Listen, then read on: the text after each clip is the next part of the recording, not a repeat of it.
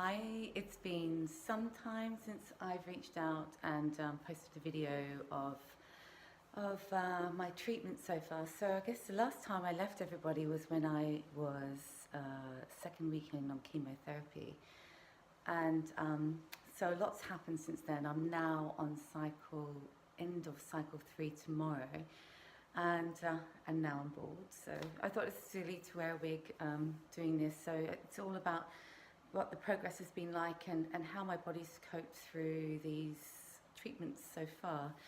So lots of blogs that I've seen along the way, they've helped, but they're stories of people that perhaps giving a makeover, or their way of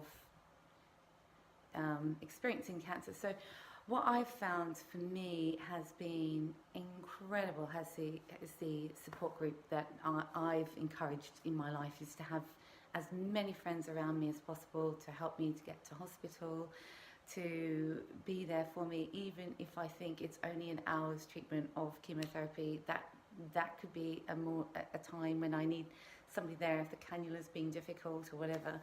Oh yeah, cannula. Whoa. Now that I've hit treatment, so it's like, what was it, 3, 6, 9, coming up to my 9th treatment of weekly chemo. This bruise is actually gone. I can't believe it was like really, really bad 2 weeks ago, but it's taken 2 weeks to get to that level. That you can get nurses that get a little bit, find it a bit tricky finding veins at this stage of treatment. And one thing I've learned is to drink loads of water. In fact, I'm just going to show you a water container that I'll take here.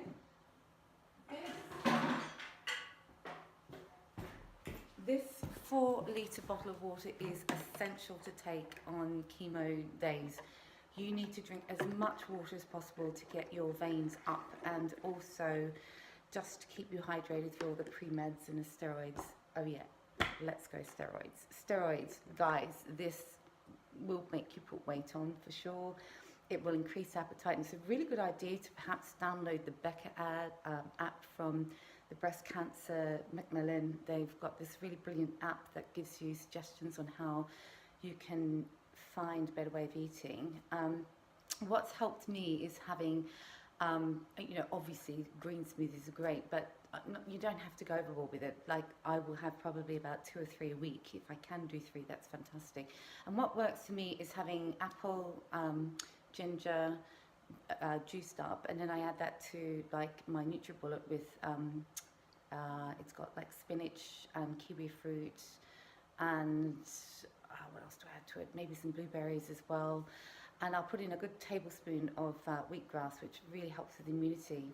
Now, oncology say wheatgrass is not good, that it's helping to build up immunity. In fact, when you're having chemotherapy, it's toxins that you want, they literally will deplete your body down. So I was missing, get this, second treatment of every cycle that I had, I missed it every time for 2 cycles, due to low neutrophils. So what happens is when the chemotherapy hits in, your body tends to get weaker and weaker. So my neutrophils were affected every time I had the double dose of chemo. I was absolutely fucked. I mean, seriously, nausea was really bad. After about day 4 or 5, when your body's in resting mode after treatment because of all the pre-meds that they give you on a high for 24 hours, in fact 3 days, you feel great. It's not until the 4th day that it really kicks in, and that's when you want to start hitting your immunity boosters like wheatgrass, anything that you think is good, give it a try, hit and miss. And guess what? I actually made the second treatment last week thanks to wheatgrass. Maybe not be for everybody, it's a pretty strong juice to take. My neighbour downstairs is bringing up shot glasses for me in the morning, it's fantastic. But it got me through, and I didn't have to take immunity injections to do it, and there's a lot of side effects to that. So my personal choice is, don't be afraid to experiment, but be careful. Word it with your oncologist if you're not sure. I did, and they still raised their brow at me taking wheatgrass, but hey, it worked for me and I got in. So yeah.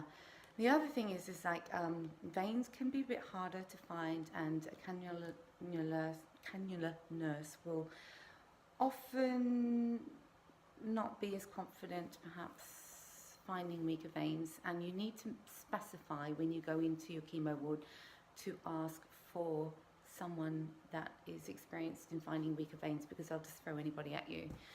And I had one lady that actually jabbed about 7 times into one vein and literally made me look like a freaking tea strainer at the end of it. So basically that's a good assumption that you're going to leak if once the cannula goes in and it's been prodded a bit. So be careful that they don't hit your cannula too high up on your arm to start with. Try and make sure that they hit you at a lower area. You know, I'm not telling everybody what to do, I'm just saying what my experience is, because I found that one nurse hit it way up here and then she had to go down there. What's going to happen? It's going to seep through. So something to be aware of with that. But, oh yeah, another one is I've had some Friday night wigs. Be careful of online wig stores.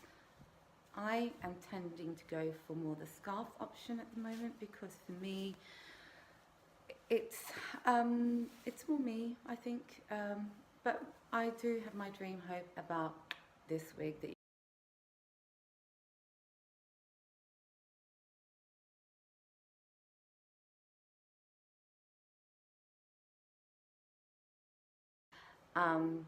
so what you see on internet sites is not necessarily what you're going to get. It's probably always good to speak to somebody if you're buying online, just to say, hey, you know, how does this wig, is this wig going to come in this colour? And a lot of these sites are from the States, so all via China, so be careful.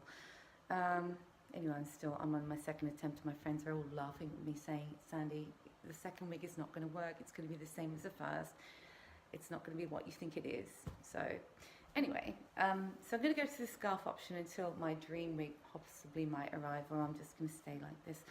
But my head is freezing at winter time, so I am going to demonstrate. My auntie gave me this scarf 2 years ago.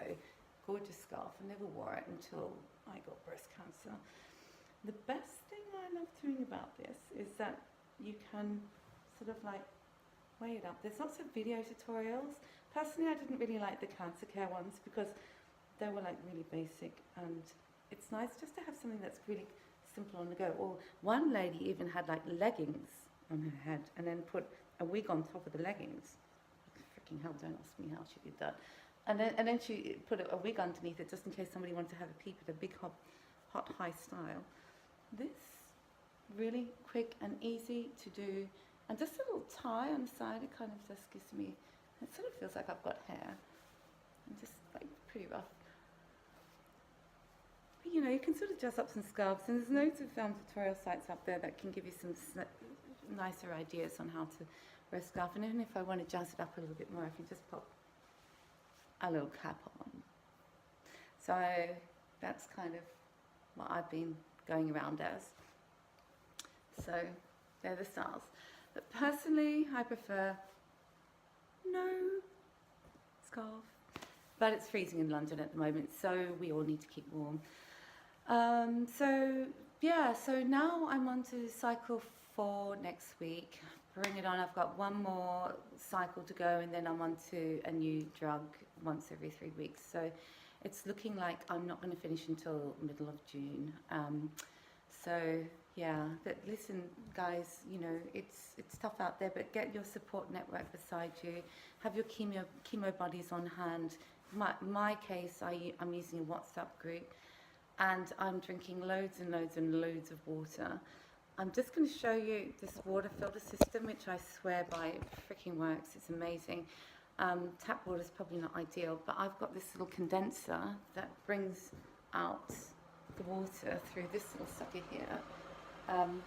Takes 4 hours to distill, and you have pure, fresh water. But it's worth it. That will distill 4 litres. Now you can get that on Amazon. It's pretty easy to find if you just Google water distillers, and you'll see a various amount of distillers available.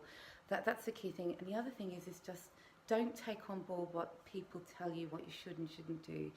Go by how your body feels, and just be essentially you. That's what my main Sandy word is to say, is just to be you. So many people out there, they care about us, and you know, they tend to feel like you're the weaker person and they are the strong ones, and it's their self-coping mechanism that helps them and enables them to be a part of your treatment process. And bless people, they're just not educated, and I just love to educate on this because it's helping me, and I'm hopefully, you know, helping families who might have family members who've got cancer, to perhaps better understand, maybe help, you know, with maybe some of these suggestions I'm saying, but I can't tell you how this is. It's called the Big Bottle Company, and if you Google it, it comes in, I think it's 4 litres that this carries. I mean, I do get the thumbs up from the chemo nurses saying, I've got my water consumption for the day.